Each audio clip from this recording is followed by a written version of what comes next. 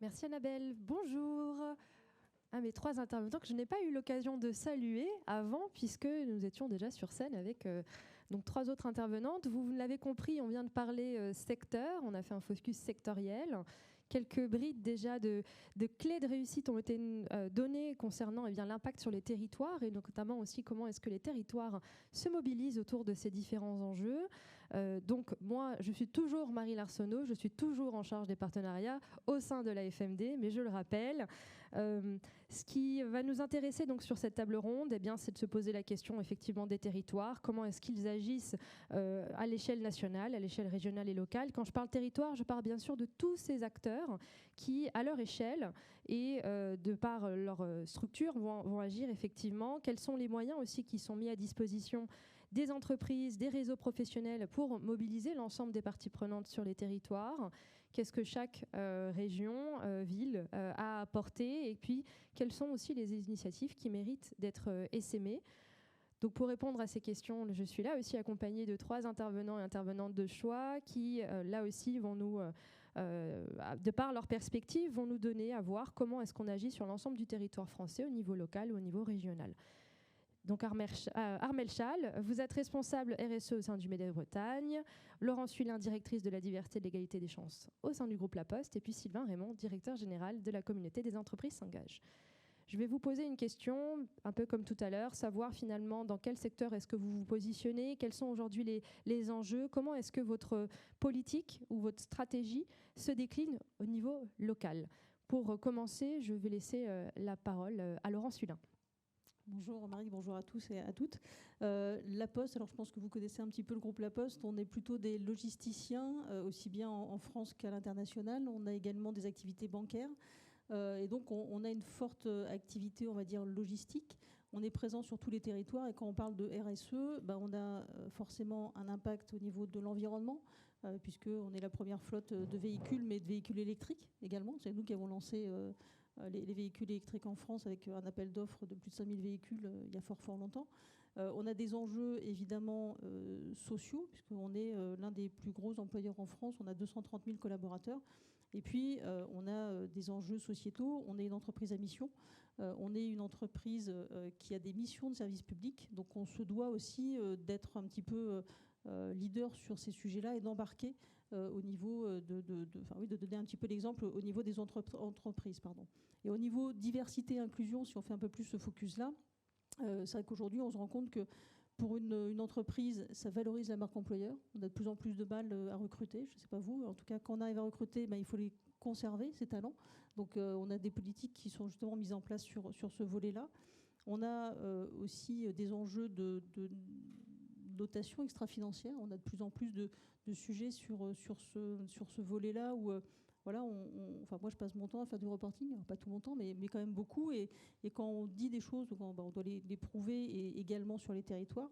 Et puis, on a la performance économique. On est quand même une entreprise. Et donc, effectivement, ces enjeux aussi viennent nourrir les performances économiques de l'entreprise. Merci Laurence. Alors si tout le monde connaît La Poste, est-ce que tout le monde connaît la communauté des entreprises s'engagent? Sylvain, pouvez-vous nous parler donc de la communauté, mais également de la dynamique dans laquelle elle s'est créée? Oui, très bien, merci de nous accueillir. Alors, les entreprises s'engagent, c'est un des enjeux un peu différents. C'est ce que notre coprésident Thibaut Guilluy appellerait une sorte de joint venture entre l'État, les entreprises et la société civile, et non les acteurs, les réseaux d'entreprises généralistes comme typiquement le MEDEF ou d'autres acteurs partout en France. C'est la première politique publique de l'engagement des entreprises au monde. C'est pas moi qui le dis, c'est nos conseillers de l'Élysée qui nous suivent. C'est la première fois, en effet, qu'un établissement public est voué à encourager les entreprises à passer le pas de l'engagement ou à les encourager à aller toujours plus loin dans leurs engagements. Et donc, dans un premier temps, c'était très informel, porté par différents ministères du gouvernement. Et puis, à un moment, une certaine ministre du Travail qui s'appelait Elisabeth Borne a souhaité sanctuariser cette politique publique au sein d'un établissement public. C'est un groupement d'intérêt public. Aujourd'hui, les entreprises s'engagent, dont la vocation est d'accompagner 95 000 entreprises à ce jour à prendre des engagements à travers finalement deux leviers. Un, l'accompagnement personnalisé qui est mené à travers la plateforme lesentreprise-s'engage.gouv.fr, aujourd'hui, ça couvre tous les champs de la responsabilité sociale, sociétale, environnementale des entreprises. Il y a 10 axes d'engagement et 70 engagements possibles sur lesquels les entreprises prennent des engagements, sont recontactées par des opérateurs de l'État ou opérateurs d'intérêt général qui vont leur permettre de concrétiser ces engagements. Et puis, il y a la partie qui est le cœur battant de cette communauté, qui sont en effet les territoires, parce que c'est vrai que c'est vraiment à l'échelle des territoires qu'ont lieu ces dynamiques d'innovation sociale, quel que soit le combat ou la dynamique qui se crée. Et donc on a à l'échelle des territoires 101 clubs départementaux qui sont en réalité des coalitions locales, État, entreprises, société civile, animées d'ailleurs par les réseaux d'entreprises en France. On n'a surtout pas voulu créer 101 associations à l'échelle des départements. L'idée, c'était de faire confiance aux réseaux d'entreprises existants qui sont financés par la communauté pour animer ces dynamiques et faire en sorte que, quel que soit le territoire, on puisse s'emparer à la fois de ces thématiques nationales, mais aussi travailler autour de spécificités locales.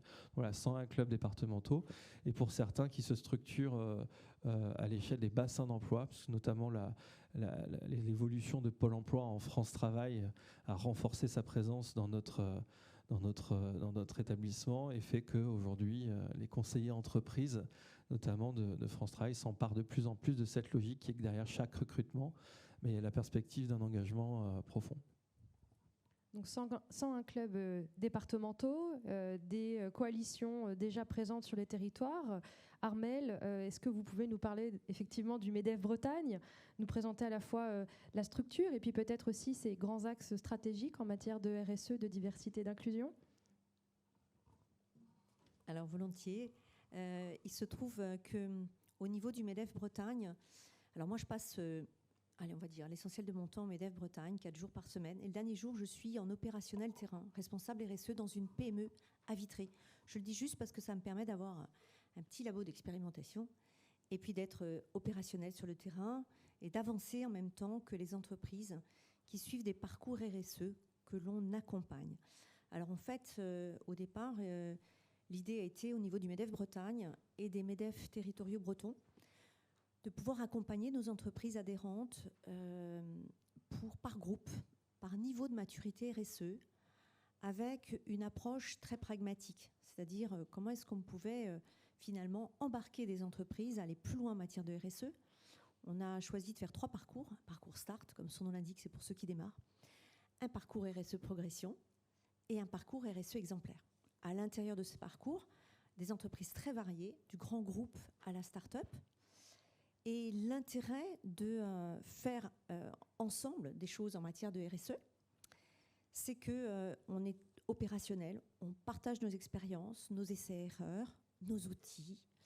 On partage aussi, bien sûr, tous nos sujets que l'on peut transposer aux autres.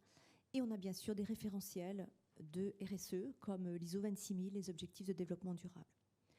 On se mesure avec un diagnostic, on essaie d'avancer avec des feuilles de route.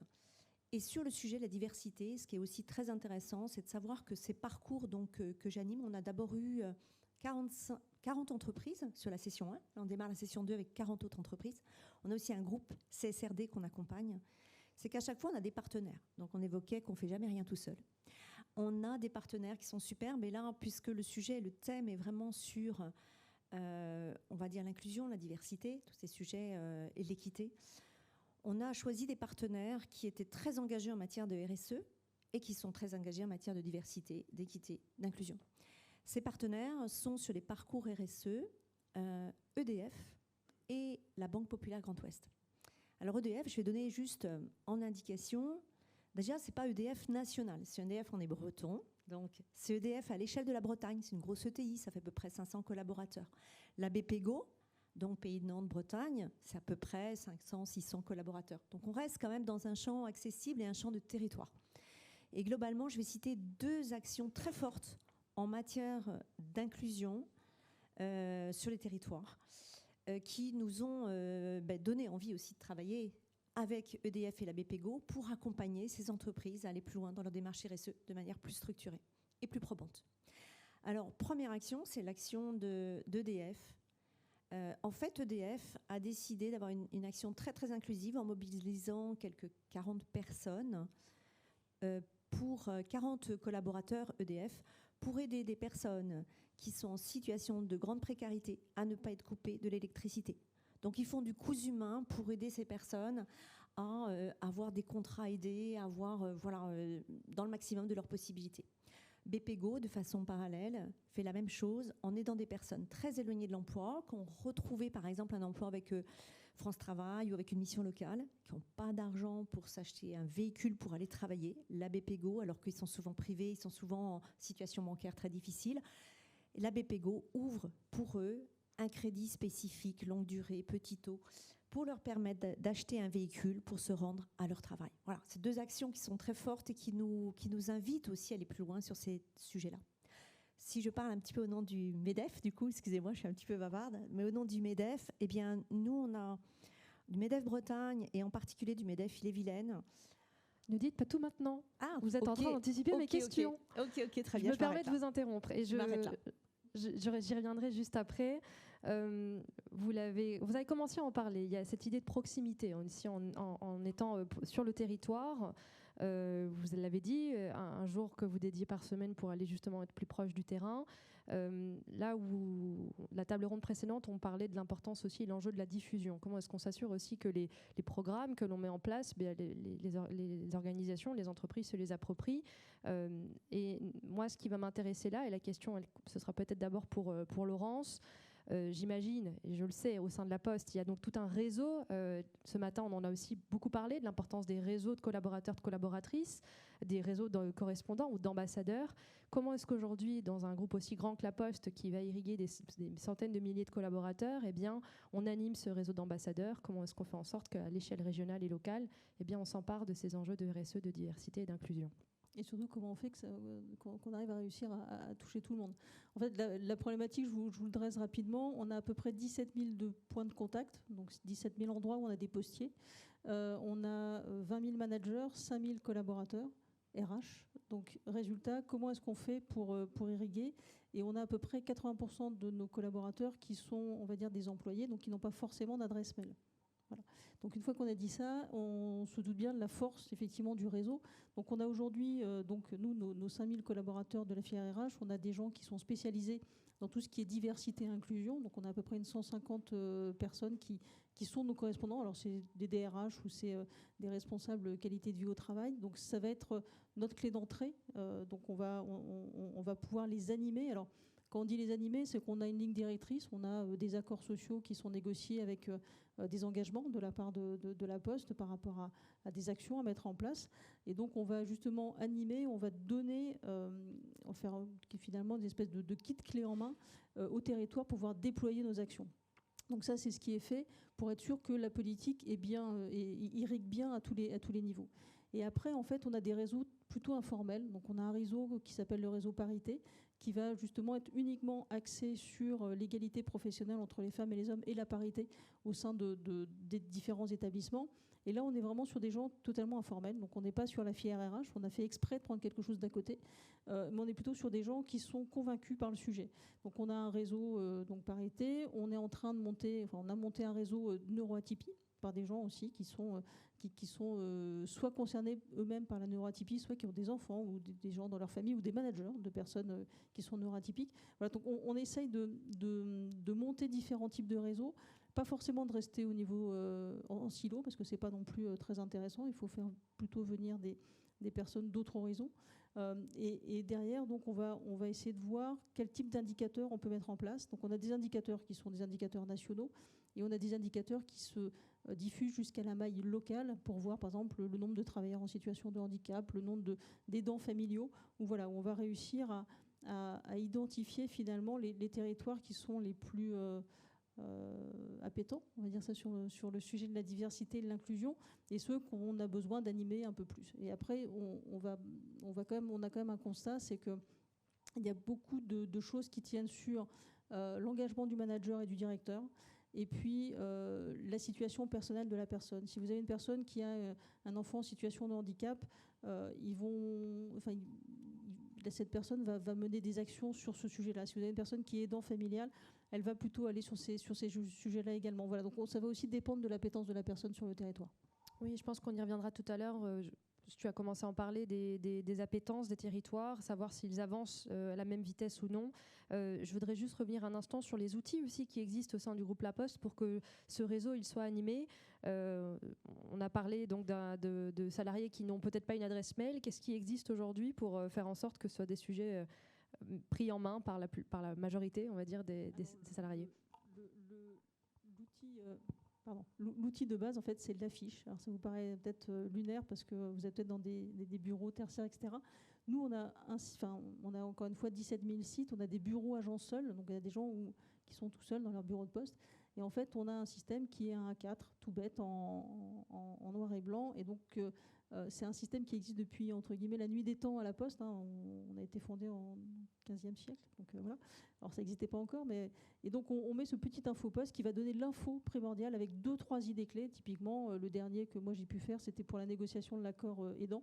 Donc, c'était de dire, voilà, la Poste a négocié un accord aidant. Si vous êtes aidant familial, eh ben, voilà un numéro de téléphone, c'est un guichet, et voilà ce qu'on a négocié. Donc, c'était 4-5 points très factuels pour toucher tout le monde. Ça, c'est la première chose. Et puis, on a également un magazine qu'on adresse tous les trimestres à tous les postiers, donc par la Poste. Je vous engage à faire la même chose.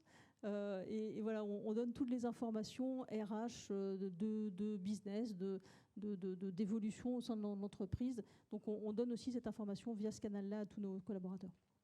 Oui, je crois tout à l'heure, ce matin, Colas, Pascal nous parlait aussi de l'intranet, donc c'est un peu l'équivalent de l'affichage papier. Bien sûr, voilà. Mais quand on a 80% des gens qui n'ont pas forcément accès, c'est vrai que c'est un peu plus compliqué. Enfin, on l'utilise bien sûr, on a tous les outils après, les newsletters, des choses comme ça.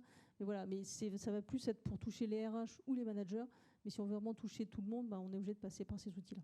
En tout cas, une grande collaboration avec le service communication du groupe La Poste.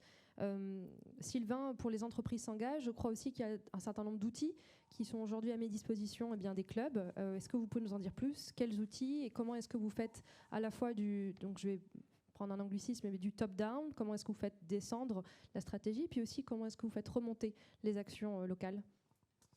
C'est un peu la même problématique, si ce n'est que là, nous, on vise finalement de lutter contre le non-recours pour les entreprises de France. Je disais que c'était une politique publique. Nous, on est un opérateur de l'État. Et notre enjeu, c'est de faire en sorte que 100% des entreprises en France s'emparent de cette politique publique dont ils ont le droit. L'enjeu, du coup, est un peu le même. C'est-à-dire que globalement, il y a cette idée qu'on puisse faire avancer le sujet en France, parce qu'il s'avère qu'il y a très peu de gens qui savent que la France est un pays, un champion du monde de l'engagement des entreprises. On est dans un pays où l'entreprise contribue massivement au modèle social français. On est dans un pays, vous avez parlé d'entreprise à mission, on a une loi Pacte qui consacre et qui concède à l'entreprise un rôle très particulier, une mission sociale, sociétale, environnementale. On a des dispositifs qui sont uniques au monde. Si je vous parle de mécénat d'entreprise, de tout le secteur des entreprises d'insertion, l'IAE, etc. Mais on est dans un pays où peu de dirigeants savent qu'en effet, c'est une terre très fertile pour ça. Donc nous, notre enjeu, et c'est pour ça que l'établissement public a été créé, c'est d'essayer de faire en sorte qu'un maximum d'entre eux s'emparent de ces dispositifs qui vont sur le champ social porté par un acteur qui est beaucoup plus puissant que nous, qui s'appelle France Travail, ou sur le champ environnemental par l'ADEME, BPI, les CCI, CMA ou d'autres.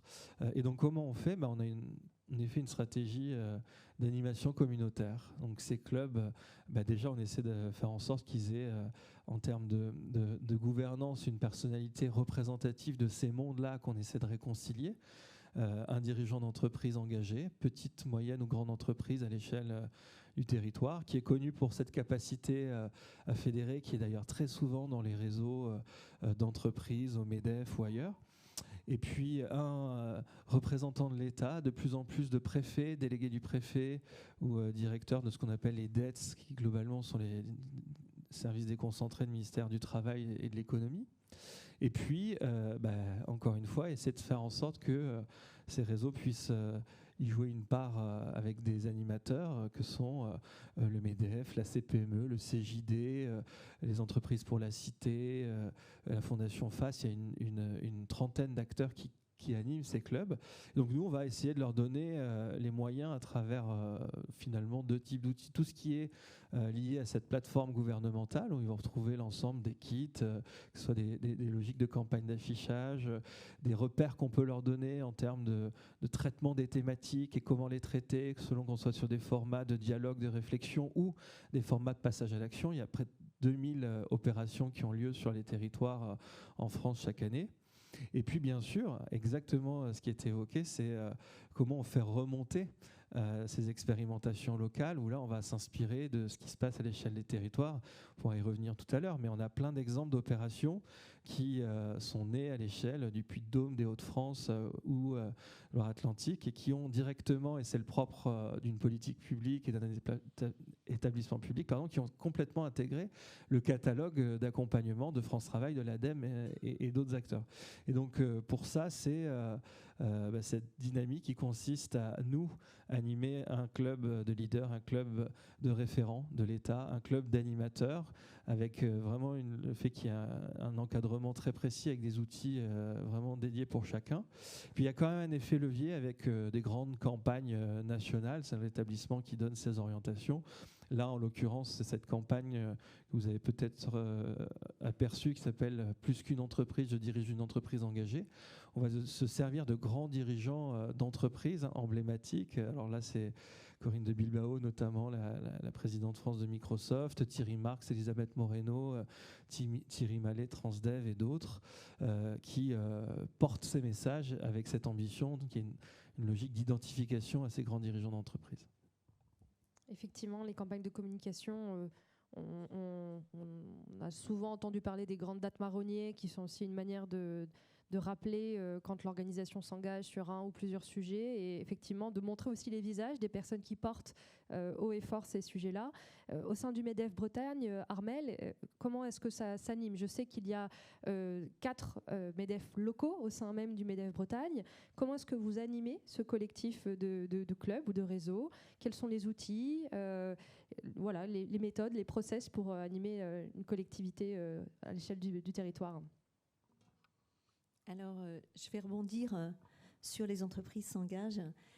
Déjà au niveau du MEDEF 35, il y a une responsable RH et inclusion qui est là depuis 16 ans à peu près, qui prend son rôle très à cœur et qui anime avec sa collaboratrice le club des entreprises qui s'engagent. Il se trouve que le président du MEDEF 35, qui s'appelle Éric Chalon-Belval, il est lui-même un dirigeant engagé, puisqu'il est président de la Feuille d'Érable, qui est donc une entreprise sociale et solidaire, et qui non seulement va travailler sur le recyclage du papier, mais qui va aussi employer donc des collaborateurs qui ont soit un handicap visible ou invisible, ou qui ont été éloignés de l'emploi. Donc il est vraiment déjà lui-même très congruent par rapport à ce sujet donc apporté donc dans les entreprises qui s'engagent.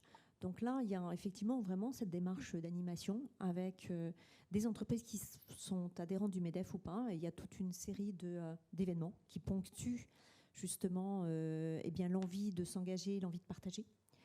Et il y a également d'autres, on va dire. Alors il y a également, je dirais un petit peu en cerise sur le gâteau, il y a le trophée des entreprises inclusives que l'on mène donc là au niveau du MEDEF 35 une fois par an.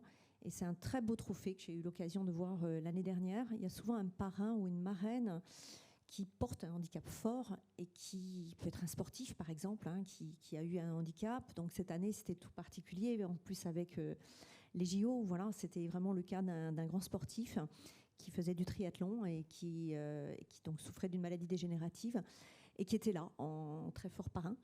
Et là, en l'occurrence, c'est super parce qu'on voit beaucoup d'entreprises qui ont accueilli chez elles des personnes en situation de handicap visible ou invisible.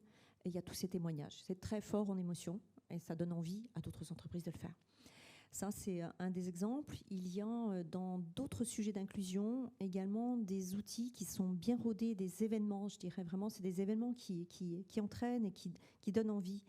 Alors, il y a un fort engagement, il y a 2 grands niveaux d'engagement et qui sont portés aussi par les autres MEDEF territoriaux.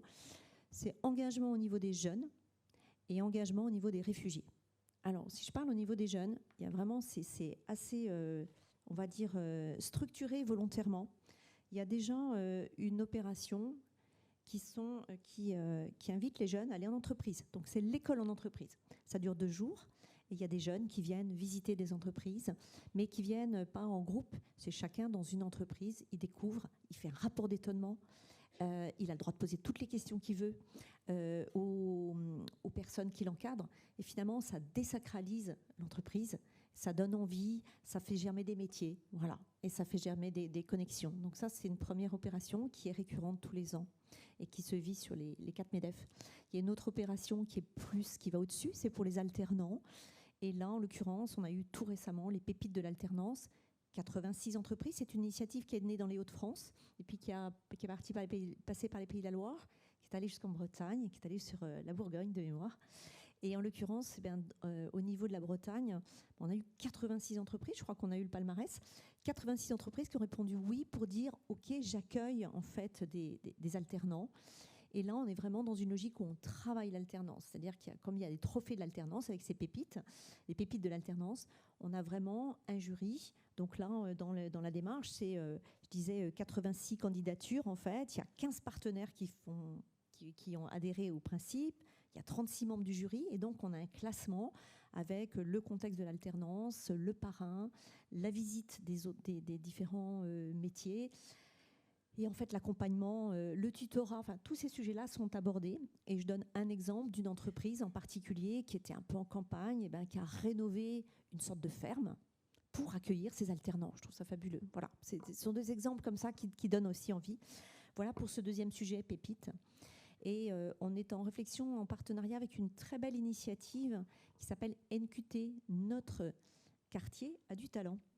Et ça, je trouve que c'est une très très belle initiative. Donc c'est là où on voit que le collectif peut vraiment faire sens, qu'on a rencontré récemment. Et cette association donc, qui est nationale, donc c'est il y a 85 000 jeunes diplômés qui sont concernés.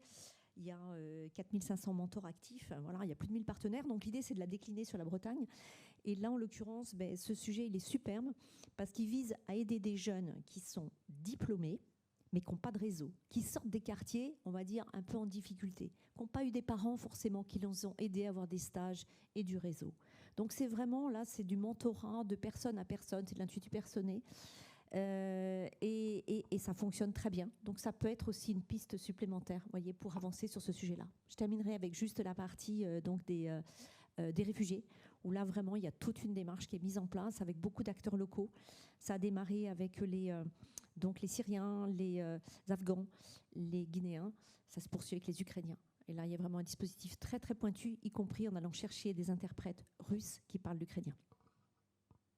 Merci Armelle. Donc si je comprends bien, il y a aussi une certaine marge de manœuvre qui est laissée à chaque MEDEF local de pouvoir mener les actions qui permettront de répondre à des problématiques ciblées. Là, vous le dites, l'accueil des réfugiés par exemple. Vous avez cité aussi quelques exemples de collaboration avec des acteurs soit locaux, soit nationaux, mais qui permettent là aussi de s'inspirer de ce qui a pu se faire sur d'autres territoires. On mentionnait NQT, on les connaît bien, ils étaient partenaires de la série depuis déjà de nombreuses années et présents au Forum des associations il y a 2 ans. J'ai une question qui s'adresse peut-être là plutôt à Sylvain. Nous indiquer aussi quelles sont les marges de manœuvre pour tous les correspondants au niveau des clubs. Je sais qu'il y a une sorte de ligne directrice, vous l'avez mentionné, la plateforme, le nombre d'engagements. Qu'est-ce qui est laissé à la liberté des acteurs en local et qu'est-ce que vous avez comme belle expérience à nous raconter?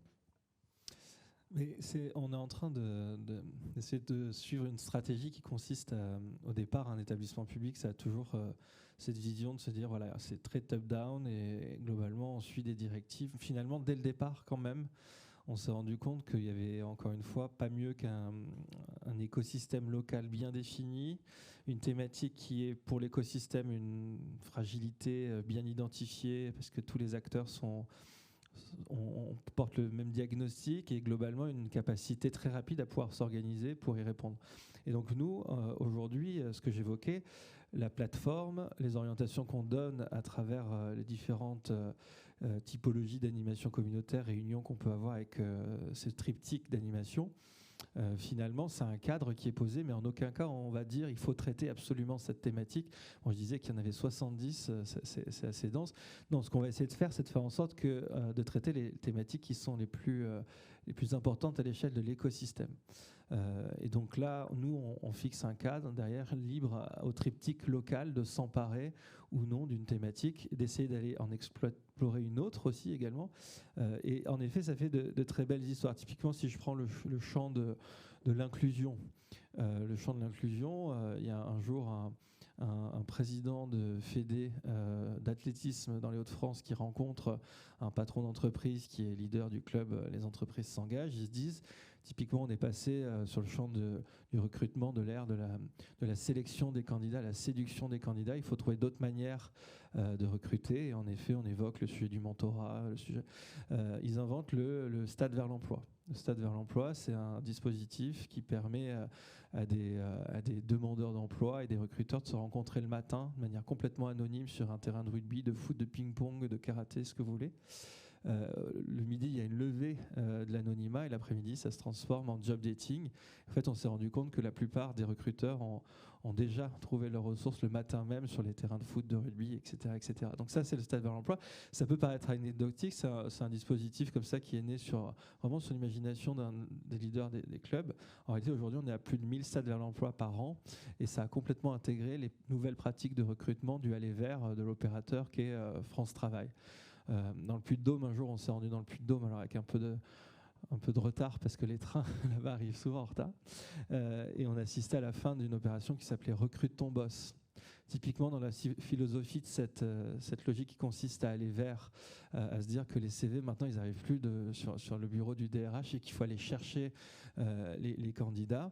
Mais en fait, il y a un dirigeant d'entreprise qui s'appelle Thierry Valnet, qui est très impliqué dans le Puy-de-Dôme et qui a simplement inversé complètement la pratique, qui est que c'est des dirigeants d'entreprise qui pitchent leur entreprise à des demandeurs d'emploi. Le demandeur d'emploi laisse son CV s'il le souhaite ou pas, et derrière, il y a cette possibilité de le recontacter.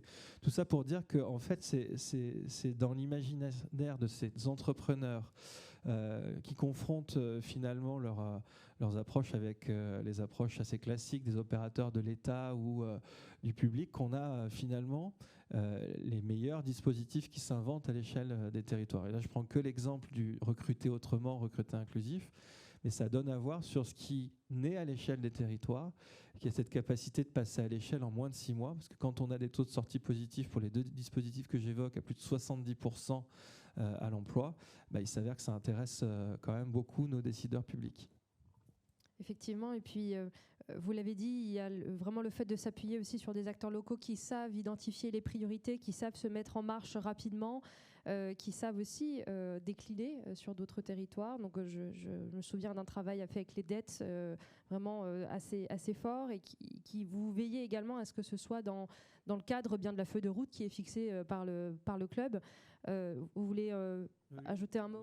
Oui, c'est très important. C'est quand nous on n'a pas on valide pas ou on n'invalide pas la feuille de route qui a été choisie par le club. C'est réellement le résultat d'une réflexion locale qui est portée entre les leaders, les référents, les animateurs et puis leurs membres. Nous, ce qu'on essaie de faire simplement, c'est d'essayer de s'assurer qu'on a bien un sujet qui correspond d'un côté soit à une politique publique prioritaire, mais alors il s'avère qu'aujourd'hui tout le devient, donc c'est pratique, et qui peut matcher avec l'idée même d'une envie de l'entreprise de pouvoir exprimer une responsabilité sociale, sociétale, environnementale. Tout ce qui sort de notre spectre aujourd'hui, c'est le champ business. On ne vient pas aux entreprises s'engagent pour faire du business, bien que, en fait, quand des entreprises s'engagent ensemble, souvent, ça crée des avantages concurrentiels, ne serait-ce que vis-à-vis de la commande publique, etc. Mais je passe. Et globalement, par ailleurs, autre point essentiel, c'est que ça soit en effet mesurable et que ça puisse demain préfigurer une politique publique qui puisse infuser à l'échelle des autres territoires, d'essayer de juger de la réplicabilité de ce qui est porté. Voilà, c'est les deux seuls critères, mais bien sûr que c'est le territoire qui construit sa feuille de route, et nous on s'appuie dessus pour faire remonter ce qui fonctionne et ce qui ne fonctionne pas. Effectivement, vous parlez là d'un enjeu qui est donc la capacité aussi à mesurer ses résultats. Laurence, pour la Poste, je sais que vous vous appuyez énormément sur les directions régionales du groupe pour justement pouvoir déployer les actions, les faire descendre, mais également les faire remonter. Est-ce que tu peux nous en dire plus sur la manière dont ces acteurs peuvent aussi contractualiser au niveau local, voire ultra-local, avec les acteurs du territoire? Effectivement, on a des unités. Donc dans chaque région, on a des patrons, donc soit pour le courrier et le colis, soit pour la banque, soit pour les bureaux de poste. Donc ils gèrent généralement entre 5 et 10 000 personnes sur le territoire. Donc c'est un petit territoire, c'est une petite région, mais voilà. Donc c'est quand même des patrons. Et donc ils ont une obligation qui est de se dire, OK, vous avez le socle, entre guillemets, légal, qui est la politique insufflée par l'entreprise. Mais après, vous avez le droit d'aller contractualiser sur quelque chose de très, très local. Donc, dans ces patrons, on a des élus locaux. Donc, on a des gens, par exemple, qui sont élus dans certaines villes. Et j'ai en tête une personne qui est élue à la mairie de Dijon et qui est en charge de l'égalité professionnelle et hommes-femmes à la mairie de Dijon. Donc, forcément, ça va être quelqu'un, pour moi, qui va être un relais, un très fort relais sur son territoire et sur toute sa région, pour justement mettre en place des politiques sur l'égalité professionnelle. Donc il va y avoir une espèce d'appétence et d'exemplarité sur ce territoire-là qui vont me permettre, moi, de donner aussi des bons exemples aux autres. Donc ça, c'est des cas qui peuvent arriver. On a des patrons qui vont, un petit peu comme vous le dites, sur du territoire, aller contractualiser avec l'université ou la grande école à côté sur, pareil, des thématiques soit égalité pro, soit handicap. Et puis après, on a des petits partenariats que nous, on va négocier au niveau, par exemple, national, et qu'on va aller insuffler au niveau local, un petit peu comme nos quartiers ont du talent. On a un partenariat, par exemple, avec Arpège, qui est une association qui promeut donc des collégiens qui sont en situation de handicap, et donc qui promeut auprès des entreprises comment est-ce qu'on peut intégrer des personnes en situation de handicap, et comment est-ce qu'on montre aux enfants et aux collégiens qui sont en situation de handicap les métiers que la Poste pourrait demain leur offrir. Donc c'est un partenariat qui est vraiment gagnant-gagnant. Donc nous, on organise ça, on signe ça au niveau national, et on l'organise au niveau local pour justement faire en sorte que cette politique-là infuse. Donc il y a pas mal de choses comme ça qu'on peut mettre en place. Et puis on a également, alors je ne sais pas si je en parle maintenant ou pas, mais on a également des partenariats avec Keops, donc c'est des Cap Emploi. Voilà, donc pareil, on a des signatures qui sont généralement, on a une signature qui est nationale, et on embarque tous les territoires. Donc on essaye vraiment de faire en sorte que tous les sujets soient adressés soit au niveau local, soit au niveau régional ou national. Merci Laurence. Armelle, pour on a eu quelques exemples là, effectivement, de programmes qui étaient plutôt tournés sur les enjeux sociaux et sociétaux, plutôt autour de la diversité et de l'inclusion. Est-ce que vous avez un exemple, alors soit dans le cadre du parcours Start RSE qui a été lancé donc, il y a déjà 1 an, donc vous avez un petit peu de recul, mais sur les enjeux plutôt environnementaux, des avancées à l'échelle du MEDEF Bretagne ou à l'échelle d'un département?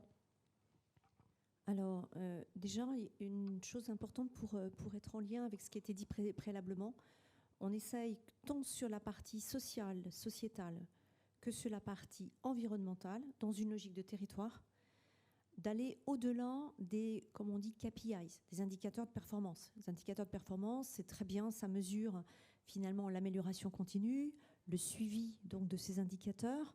On essaie d'aller plus loin dans une logique de coopération et donc d'impact sur le territoire, que ce soit sur des axes socio-sociétaux ou que ce soit sur des axes environnementaux. Et au passage, dans cette logique-là, mais aller plus loin, ça veut dire qu'à plusieurs, on essaye de trouver quelles sont les conséquences de ces niveaux qui progressent par rapport aux effets, on va dire, bénéfiques pour le territoire, les externalités positives, pour parler un peu jargon RSE. Voilà, ça c'est déjà au niveau global. Sinon, au niveau des territoires, sur ce qui peut se passer en matière environnementale, on va dire que déjà sur le territoire de Vitré, juste au passage, il y a un certain nombre d'acteurs, MEDEF et hors MEDEF. Il se trouve que j'en fais partie au titre d'EVEMA, qui est l'entreprise dans laquelle je travaille, où on s'est mis à 14 autour d'une association qui s'appelle Éveil. Moi, je suis venue la rejoindre. C'est pas moi qui suis à l'initiative de ça, mais je suis venue la rejoindre. Et là, à 14 entreprises, on essaie de regarder localement comment on peut agir au niveau environnemental avec la collectivité territoriale qui est très active sur des sujets, par exemple, d'efficacité énergétique, de sobriété énergétique, de partage des énergies, de, en fait, boucle de chaleur, si je puis dire, hein, la restitution de certains en vapeur d'eau, comment est-ce qu'elle peut servir à d'autres pour, par exemple, chauffer des bâtiments. On est dans ces logiques-là. Et là, pour l'instant, et puis EDF nous aide aussi à travailler sur ces sujets-là. Donc voilà, ça c'est un exemple sur l'aspect environnemental et comment ensemble aussi, on peut arriver à faire du covoiturage parce que toutes ces entreprises, elles sont situées vraiment dans la grande route des eaux, hein, sensiblement à côté. Donc voilà, il y a aussi un deuxième sujet qui est le covoiturage, qui n'est pas si facile, mais on essaye d'avancer dessus. Oui, tout à l'heure, on parlait effectivement de l'empreinte carbone qui est souvent liée plutôt à la mobilité des collaborateurs, des collaboratrices, plus qu'à l'usage des produits ou la production énergétique en soi. Une question peut-être là pour Laurence, sur des programmes qui ont pu être pensés, sans doute dans la déclinaison des accords qui ont été signés par le groupe La Poste et qui aujourd'hui sont déclinés en local et sont essaimés entre les différents territoires. Alors effectivement, il y a le KEOPS dont je vous parlais tout à l'heure, donc un petit peu en avance de phase. Sinon, on a également des programmes, on a mis en place des trophées en interne pour tout ce qui touche à la diversité et inclusion. Donc le but, c'était de se dire, voilà, donc ça s'appelle des trophées tous performants, tous différents. C'était de se dire, on a certainement dans les territoires des choses qui sont faites dont on n'a pas connaissance, parce que encore une fois, quand vous avez 230 000 collaborateurs, il y a plein de choses qui se font et en fait, vous ne le savez pas. Donc comment est-ce qu'on peut essayer d'aller chercher un petit peu les pépites sur ces territoires-là et les faire remonter. Et en fait, donc on a eu l'idée, donc ça fait maintenant 7-8 ans, de mettre en place ces trophées sur ces deux catégories-là. Et donc on a en moyenne entre 30 et 40 dossiers qui sont remontés, alors c'est tous les 18 mois généralement, et ça nous permet vraiment de voir un petit peu ce qui est fait sur les, enfin ce qui est fait sur les territoires et comment est-ce qu'on peut derrière mettre en place éventuellement le généraliser. Je vous donne un exemple. Il y a un an, on a récompensé un trophée qui était de se dire, on avait un facteur qui avait dans ses clients des personnes qui étaient sourdes et malentendantes, et qui étaient des personnes qui signaient, donc qui connaissaient la langue des signes. Il y avait un vrai sujet, parce qu'en fait, il n'arrivait pas à interagir avec elles. Donc, en fait, il a pris sur lui de se former à la langue des signes. Il a été monter des petites capsules vidéo pour ses collègues, pour qu'eux-mêmes puissent aussi apprendre alors, les quelques mots basiques. On était sur une quinzaine de mots basiques de la langue des signes. Et donc, nous, on l'a récompensé sur ça. Et en fait, on a été primé par la GFIP, sur un grand prix national. Et on a réussi, grâce à ça, à étendre ce dispositif-là à tous les facteurs de France aujourd'hui. Donc, résultat d'une toute petite initiative en local qui était connue de personne, on a réussi à l'identifier et on a réussi justement à en faire entre guillemets une clé de succès, mais surtout de réussir à répondre à un besoin client que nous, on n'avait pas identifié, alors qu'on aurait peut-être dû. Voilà, donc il y a vraiment ce genre de choses-là qui peuvent être remontées, par exemple, sur donc des territoires. Merci Laurence. Tu as commencé à en parler tout à l'heure des éventuels décalages ou différences qu'il peut y avoir entre les différents territoires. Déjà, est-ce qu'effectivement, on sait aujourd'hui dire qu'il y a ces décalages ? Je ne suis pas certaine qu'il existe des choses qui permettent de mesurer réellement d'un territoire à l'autre si on avance au même niveau. Mais sinon, à quoi ça pourrait être dû ? Tu nous as parlé tout à l'heure des différences peut-être d'appétence et d'appropriation de ces sujets entre les différents territoires. Est-ce que tu as des exemples ou peut-être des outils de mesure justement qui permettent d'affirmer ça ? Alors, on a effectivement des outils de mesure parce qu'on a énormément d'indicateurs. Donc, enfin, énormément. On a beaucoup d'indicateurs. Rien que sur le volet égalité professionnelle, j'en ai plus de 150. Parce que Madame Reporting, tu disais voilà, tout à l'heure. J'en peux plus, entre guillemets, mais parce que c'est notre métier. Avec la CSRD, ça va être encore pire. Enfin, voilà. Mais on a, en même temps, on a besoin d'indicateurs pour piloter. Donc oui, on a des indicateurs qui descendent jusqu'à la maille chez moi établissement. Donc c'est-à-dire que j'ai des indicateurs sur à peu près 650 établissements fois 150 que sur l'égalité pro, plus le handicap, plus l'âge, plus... Enfin voilà. Donc vous imaginez un peu tout ma joie tous les jours au bureau. Donc on a ces indicateurs-là. Et ce qui est intéressant de voir, c'est... j'ai oublié ta question. les décalages entre les différents territoires. Voilà. Et le décalage effectivement sur les territoires, c'est qu'on se rend compte qu'encore une fois, il y a des établissements qui ont de l'appétence et donc qui vont aller recruter des personnes en situation de handicap et qui ont aussi un écosystème qui permet de le faire, parce que à côté de ça, si vous avez des entreprises, des ESAT ou des écoles qui également sont dans ce territoire-là et qui vont former par exemple les personnes en situation de handicap, et ben on va pouvoir en recruter. Donc on a des territoires aujourd'hui qui sont assez variés. Alors je vais être chauvin et ça tombe bien parce que je vais être solidaire de ma voisine. Moi je suis bretonne et en Bretagne, quand même, comme en Alsace et en Lorraine, quand on a des politiques nationales, elles sont très très bien déclinées. C'est-à-dire qu'aujourd'hui, à la Poste, on a un sujet par exemple sur l'absentéisme, les meilleures pratiques de lutte contre l'absentéisme et les meilleurs résultats donc de présentéisme, c'est en Bretagne et c'est en Alsace, enfin plutôt l'est de la France. Là où ça marche moins bien, c'est un territoire que je ne nommerai pas pour ne pas le stigmatiser, mais voilà, c'est plutôt dans le sud. Voilà.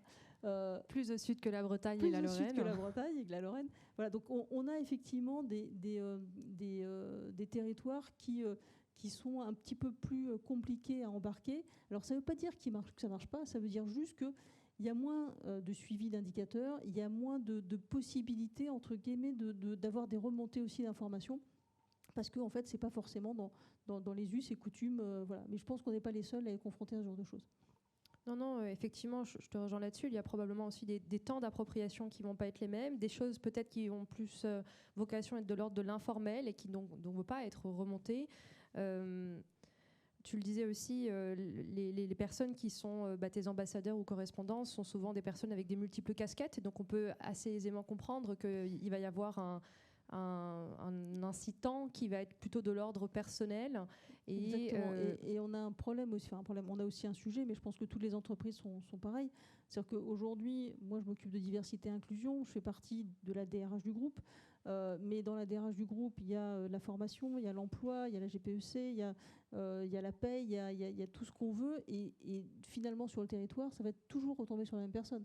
Donc si on n'arrive pas aussi à se concerter au niveau du groupe, pour dire voilà, on va demander telle et telle chose à cette personne-là à l'instant T, et qu'on n'arrive pas tous avec nos demandes, parce que c'est ce qui se passe concrètement, voilà, on est un peu dans cet effet d'entonnoir, et c'est toujours la même personne qui va devoir répondre à ce besoin-là. Donc c'est vrai qu'on a cette problématique-là.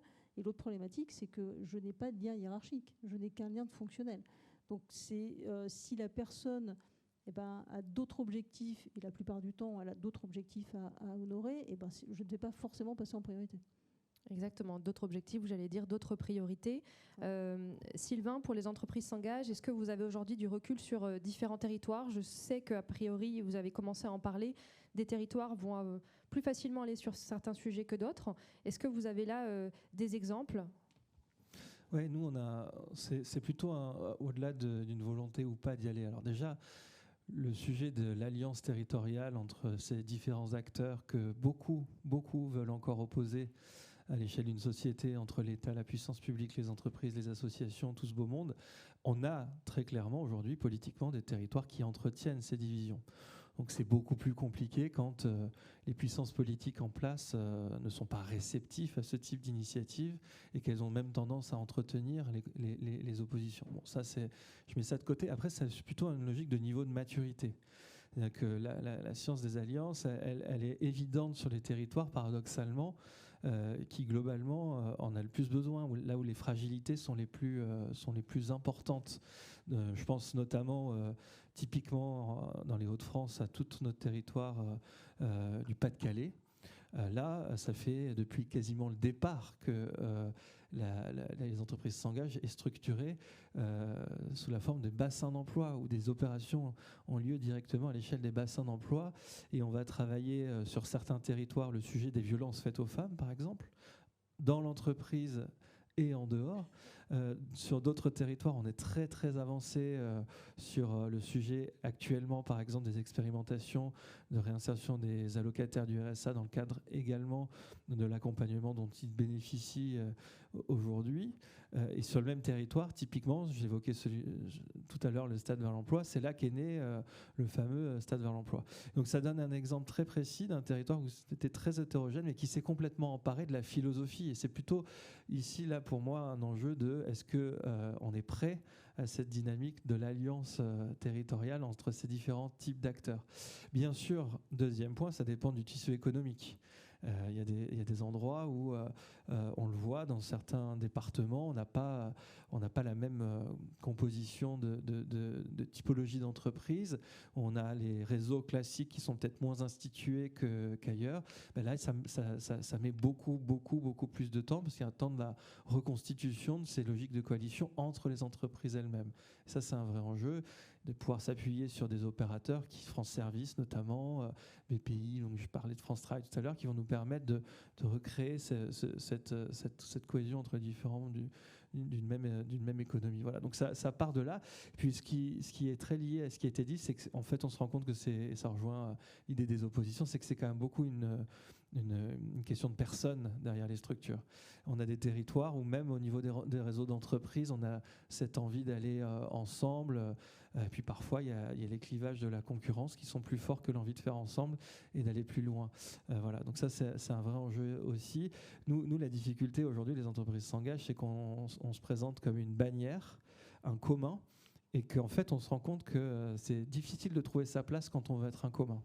Parce que derrière, il y a quand même toujours une logique de structure, qu'elle soit publique, privée, d'une entreprise ou d'une structure d'intérêt général d'ailleurs, qui essaie de faire en sorte de pouvoir exister à travers une bannière. Et ça, c'est ce sur quoi il faut qu'on arrive à lutter au quotidien. Merci Sylvain. Une question pour Armelle. Alors, on ne l'a pas forcément évoqué ensemble, donc je m'excuse d'avance, mais on a parlé jusqu'à présent donc, de plutôt l'échange au niveau du territoire breton, mais je sais que ce que permet le MEDEF, c'est aussi que les MET, les fameux MEDEF territoriaux, échangent aussi entre eux. Est-ce qu'aujourd'hui, lorsque vous échangez avec vos homologues, finalement, dans les autres territoires, vous voyez des avancées chez certains que vous ne pouvez peut-être pas avoir en Bretagne ou vice-versa? Laurence mettait fortement en avant le territoire breton qui est cher à son cœur, mais je ne sais pas si vous avez cette occasion aussi de vous comparer, de vous benchmarker entre guillemets entre territoires. Alors en fait, en l'occurrence, on regarde bien sûr avec curiosité ce qui est fait, sans se comparer, se noter. Mais je trouve que ce qui est très intéressant, et moi je l'ai vu, je suis relativement récente dans la structure MEDEF, donc on va dire j'ai un pied dans la RSE depuis longtemps, mais dans le MEDEF j'ai du coup un œil un petit peu neuf, ce qui m'a permis d'aller voir au départ, de faire une sorte d'audit de ce qui se faisait, des pratiques qui se faisaient sur les territoires du MEDEF. J'ai vu par exemple dans le MEDEF Pays de la Loire qu'il y avait vraiment l'approche RSE prise sous l'angle de la transition énergétique. Là, ça a été pris en verticalité, à fond, de manière assez experte. Et donc, c'est plutôt un sujet qui a été pris dans sa verticalité. Et puis, dans d'autres MEDEF, j'ai pu voir qu'il y avait vraiment une impulsion très forte sur la RSE Quesaco. Voilà, en fait, le souffle de départ, on va l'insuffler avec des cafés, avec des interviews, avec des podcasts. Et là, c'est là où je trouve que c'est aussi très chouette, c'est que les MEDEF, moi je me rends compte de ça, laissent une part, il y a un socle, si vous voulez, dans lequel vous pouvez puiser. Voilà, c'est l'exemple, les entreprises s'engagent.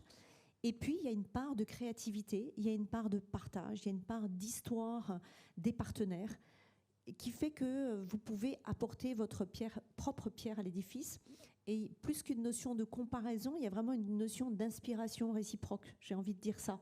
Et je trouve que c'est très agréable, moi qui ai un œil donc un peu neuf, de 2 ans à peu près. Mais voilà, globalement, quand j'ai débarqué, je ne m'attendais pas à ça, si vous voulez.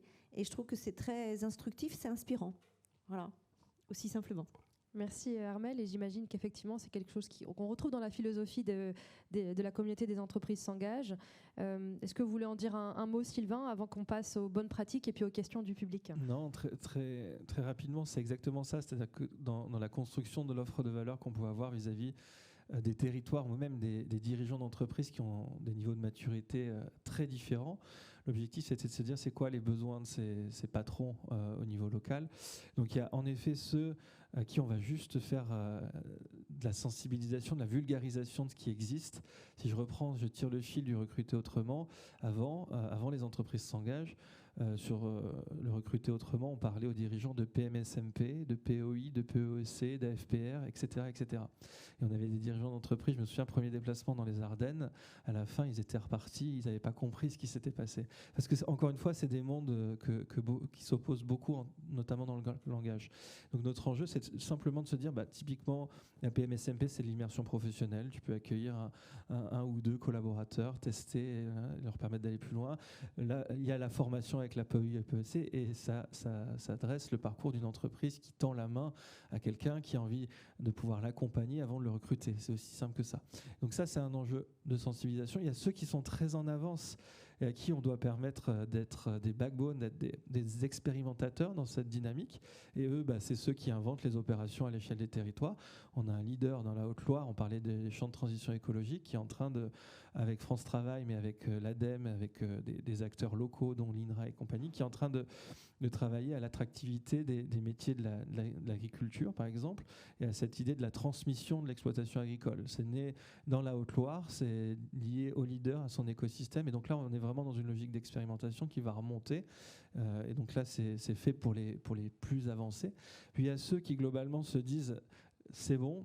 Moi, je suis déjà engagé sur toute la ligne, souvent des grandes entreprises qui ont cette culture-là et qu'on va mettre en responsabilité, notamment à travers du témoignage.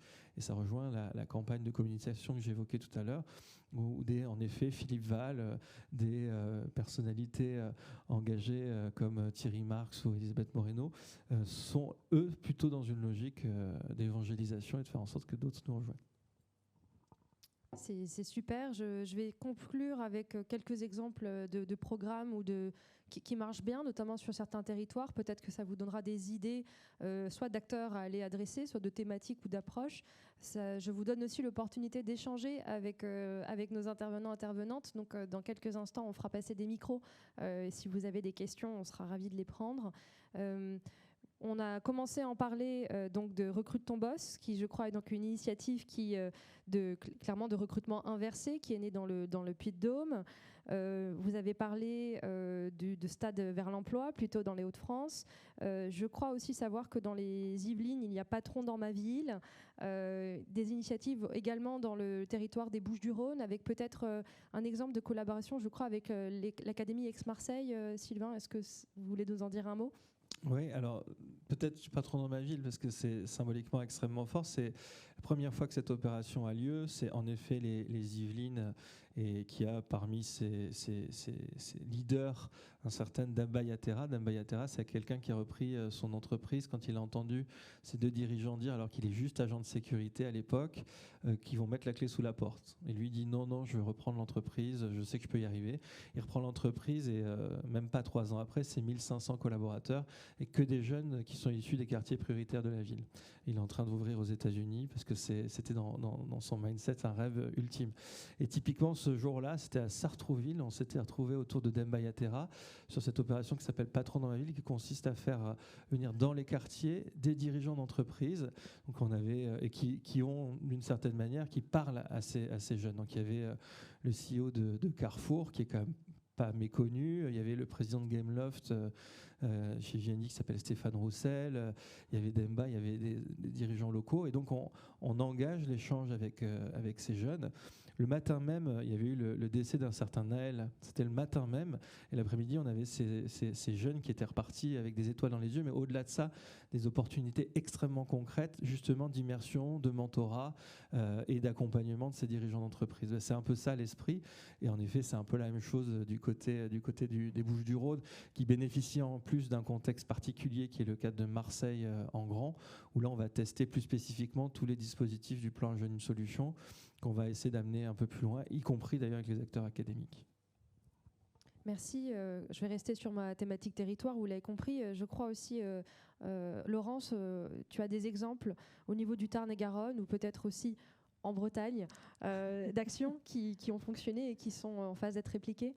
Oui, alors déjà pour que ça marche, il faut que le patron soit engagé, il faut que ça ait du sens. Donc c'est peut-être évident, mais c'est bien de le dire aussi. Donc oui, deux actions. On a des actions, nous, dans le Tarn-et-Garonne, sur tout ce qui est sobriété énergétique, puisque, vous l'aurez compris, hein, on a des bâtiments, on a aussi des des véhicules. Donc voilà, sur la RSE, il y a ce sujet-là qui tient vraiment à cœur à la Poste. Et puis sur l'embauche d'alternants, on s'est engagé à recruter 4000 alternants donc, au niveau national. Et derrière, il faut que ce soit décliné au niveau local. Donc derrière, c'est-à-dire qu'il y a des partenariats aussi qui se passent avec les territoires pour justement qu'on puisse aller recruter ces alternants en territoire. Donc c'est très très important, encore une fois, tout ce qui se passe au niveau local, parce que si on peut très bien signer des chartes au niveau national, si derrière on n'a pas l'engagement de nos territoires, en fait il ne se passera pas grand-chose. Peut-être Armelle aussi un exemple très très très local. J'avais en tête le programme Agir, je crois qui est piloté au niveau du MEDEF 35. Est-ce que vous avez quelques résultats? Je vous invite à prendre le micro si c'est possible. Le programme Agir, alors c'est pas moi qui le porte, c'est vraiment mon homologue donc en fait mon homologue du MEDEF 35. Donc j'aurais du mal à donner vraiment des éléments, sauf à dire que c'est depuis 2024, j'ai quelques notes heureusement, depuis 2024 en fait ça a été mis en place au niveau du MEDEF 35. Et en fait, c'est Sabrina, donc mon homologue, qui agit directement auprès d'un groupe de femmes. Et c'est mené porté par Coalia, parce que je sais que c'est porté par Coalia. Voilà, j'en sais pas beaucoup plus, je sais juste qu'elle est hyper impliquée dans ce programme-là et qu'elle le déploie. Mais je pourrais pas vous en dire beaucoup plus. Je vous remercie Armelle, c'est très bien. Y a-t-il des questions dans la salle? Je vais faire la même blague tous les ans, je vois des centaines de mains qui se lèvent. Il va falloir choisir. Y a-t-il des questions? S'il n'y a pas de questions, c'est dommage. Mais je peux en inventer d'autres si besoin. Non, pas de questions. Très bien. Ce que je vous propose, c'est parce qu'on a un petit peu d'avance, puisqu'il n'y a pas de questions avant la séquence qui s'enchaînera donc à 16h15. Peut-être qu'on marquera une petite pause, histoire de s'aérer. Je vais peut-être simplement conclure en invitant effectivement toutes les organisations qui sont présentes et les professionnels dans la salle, mais aussi en ligne, à poursuivre cette volonté de multiplier les initiatives en local, mais surtout de les faire connaître.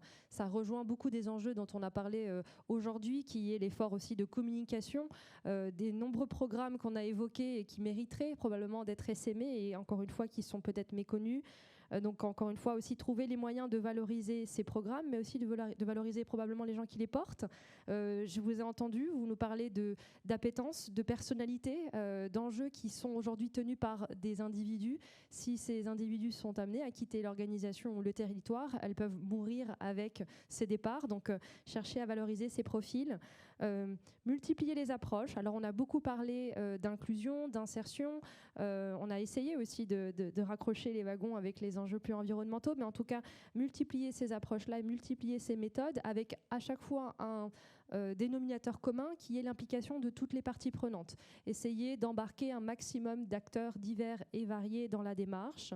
Et puis, je retiendrai ça aussi, un principe de subsidiarité, faire confiance aux acteurs qui, sur les territoires, ont la capacité aussi à agir à leur échelle, en essayant peut-être aussi d'accepter de ne pas avoir des remontées d'infos ou des indicateurs qui nous permettent effectivement de mesurer l'impact réel, mais néanmoins de savoir que ça existe et que c'est en bonne voie. C'est probablement ce qui importe le plus. Merci beaucoup à vous trois pour vos prises de parole. Je vous remercie.